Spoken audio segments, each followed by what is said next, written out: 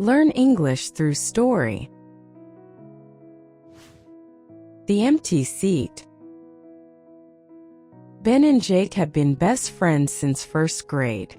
They sat next to each other in class, played soccer together, and spent summers riding bikes through their neighborhood.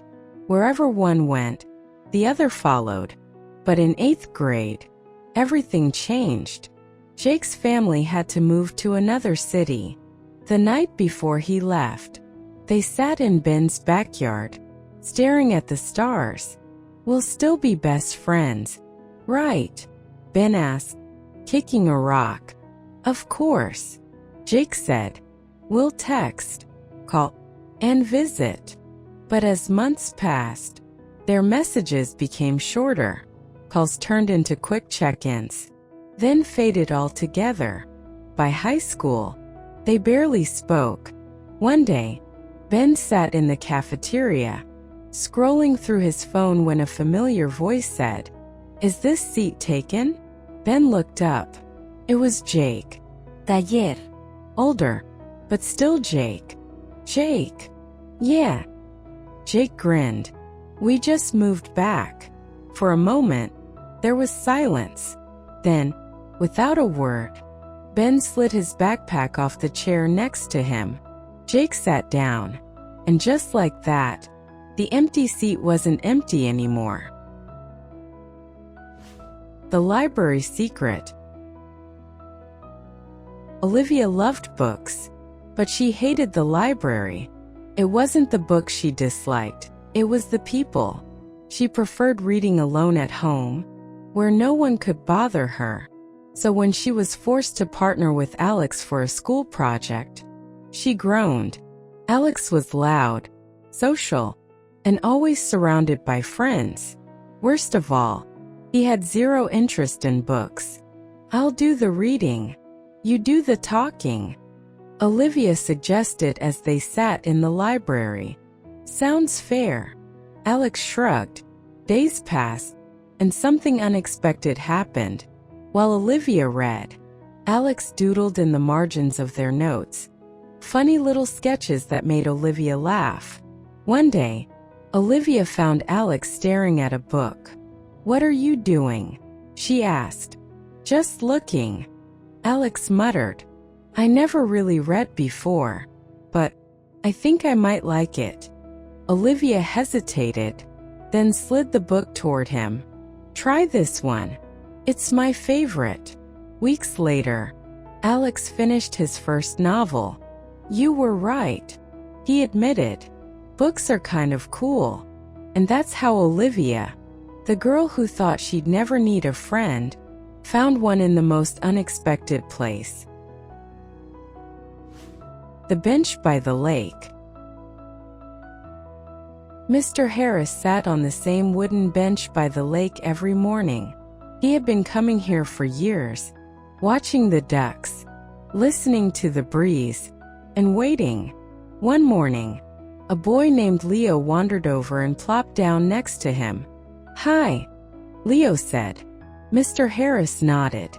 For days, the same thing happened. Leo would sit down, swinging his legs, sometimes chatting, sometimes just sitting in silence. One day, he asked, "Why do you come here every morning?" Mr. Harris sighed. "I used to sit here with my best friend. We made a promise to meet here every week. But life got busy, and we stopped. Then he passed away." Leo was quiet. Then he said, "Can I sit here with you?" Mr. Harris smiled. "I'd like that." From then on, the bench was never empty. The birthday gift. Lena and Mia had been inseparable since childhood. They did everything together, riding bikes, making friendship bracelets, and telling each other their deepest secrets. No one could imagine one without the other. But as they grew older, things changed. Mia became part of the school's theater club, always busy with rehearsals. Lena, who preferred reading and drawing, felt left behind. One day, As Mia rushed past her in the hallway, laughing with her theater friends, Lena felt something heavy settle in her chest. Maybe Mia didn't need her anymore. Mia's birthday was approaching, and Lena hesitated. Should I even get her a gift? Would she even care? After a lot of thinking, Lena decided to make something only she could give. She spent hours sketching their favorite childhood memories, playing in the rain, making pillow forts, staying up late talking about dreams. On Mia's birthday, she handed her the sketchbook. "It's not much," Lena mumbled. Mia flipped through the pages, her eyes widening. By the time she reached the last drawing, she was blinking back tears. "You remembered all of this?" Mia whispered. "Of course," Lena said. "Did you?" Mia hugged her tight. "I never forgot. I just got lost for a while. But this reminds me of who we are." And just like that, they found their way back to each other. The unfinished race. Marcus had always been the fastest runner in school. Everyone expected him to win every race. And he did, until the day of the championship. His best friend, Jason, wasn't the fastest, but he had heart. He trained hard, knowing he had no chance of beating Marcus but determined to finish strong. The race began. Marcus took the lead, his feet pounding the track. Jason was behind, struggling to keep up. But then disaster struck. Marcus felt a sharp pain in his ankle. His foot twisted, and he tumbled to the ground.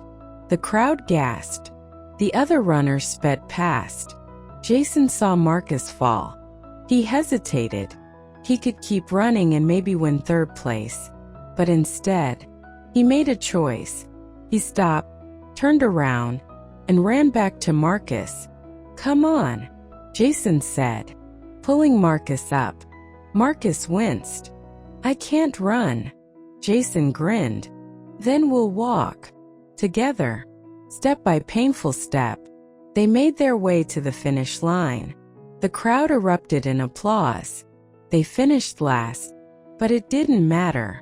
That day, Marcus learned that winning wasn't just about crossing the line first. Sometimes, it was about who crossed it with you. The letter in the desk. When Emma transferred to a new school, she felt invisible. She was too shy to make friends, too nervous to speak up in class. Every lunch break, she sat alone, pretending not to care. Then, one afternoon, she found a small folded note inside her desk. "Hi, I used to sit at this desk last year. If you're reading this, I know how you feel. Starting at a new school is scary, but don't worry, it gets better. There are good people here. Just give them a chance." Emma's heart pounded. Who had written this? The next day, she gathered the courage to sit at a table with other students. "Mind if I sit here?" she asked. The girl next to her smiled. "Of course." Weeks passed, and Emma slowly made friends. She laughed more, talked more, felt like she belonged. One day, as the school year ended, she took out a blank piece of paper. "Hi, I used to sit at this desk. If you're reading this, I know how you feel." She folded the note and tucked it inside the desk, hoping that someday, it would help someone the way it had helped her. The midnight call. Daniel and Ethan had been best friends since elementary school. They had survived bad test scores, embarrassing school dances, and long summer nights of dreaming about the future. Even when Ethan moved to another city, they still talked, though not as often as before. One night, at exactly 2:37 a.m., Daniel's phone buzzed. Half asleep, he saw Ethan's name flashing on the screen. "Dude, "Why are you calling so late?" Daniel groaned. There was silence. Then Ethan's voice, small and shaky, said, I just needed to talk to someone." Daniel sat up, instantly awake. "What's wrong?" Ethan hesitated, then sighed. "I don't know. I just feel lost. Like nothing makes sense anymore." Daniel didn't need details. He just listened as Ethan talked about feeling overwhelmed, feeling like he wasn't good enough. They talked for 2 hours, about old jokes, about their dreams when they were kids, about how life wasn't always what they expected. Before they hung up, Ethan whispered, "Thanks, man. I just needed to know someone's still there." Daniel smiled, even though Ethan couldn't see him. Always. The next day, Ethan sent a message. "Last night saved me. Thanks for picking up." And Daniel realized that sometimes, the simplest thing, just being there, could mean everything. The chalk message. Every day after school, Mia and Ava walked home together. They passed the same streets, the same old bookstore, the same tiny park with the cracked benches. One day, as they reached Ava's house, Mia stopped inside. "I wish people left nice surprises in the world. Everything feels the same, like nobody notices anything." Ava grinned. "Then let's change that." The next afternoon, they met at the park, each holding a box of colored chalk. They spent hours drawing bright flowers, shooting stars, silly animals, and big words like "you matter" and "keep smiling." When they were done, Mia stood back and laughed. "It looks amazing." The next morning, as they walked past the park, they saw a woman stopping to read one of their messages. She smiled softly, snapping a picture before walking away. Mia's heart swelled. Someone noticed. They never told anyone they did it, but every week, they left more chalk messages. And every time someone smiled because of them, they knew even small acts of kindness could make a big difference. The broken necklace. Sophie and Emma had been best friends since kindergarten. They had matching necklaces, a small silver heart broken in half, one piece for each of them. But in high school, things changed. Emma made new friends, got busier, and slowly, without meaning to, drifted away from Sophie. One day, Sophie found the broken half of her necklace at the bottom of a drawer. She stared at it, feeling something heavy in her chest. Did Emma even remember anymore? The next morning, she passed Emma in the hallway. "Hey," Sophie said softly. Emma hesitated. "Hey." For a moment, neither of them spoke. Then Sophie held up the necklace piece. "I found this." Emma's eyes widened. Slowly, she reached into her pocket and pulled out her half. "I never stopped carrying it," Emma whispered. "I just didn't know how to fix things." Sophie smiled, blinking away tears. "Then let's start now." Sometimes, friendships don't break, they just pause, waiting to be found again. The goodbye letter. Leo and Max had been best friends since childhood. They did everything together, built tree houses, had sleepovers, dreamed about traveling the world. But life had other plans. Max's family was moving across the country. On his last night in town, Max handed Leo an envelope. "Don't open it until I'm gone," he said, forcing a smile. The next day, after Max left, Leo sat under their old treehouse and opened the letter. "Leo, if you're reading this, I'm probably on a plane right now, trying not to cry. I just wanted to say thank you for every stupid joke, every crazy adventure, and for being my best friend.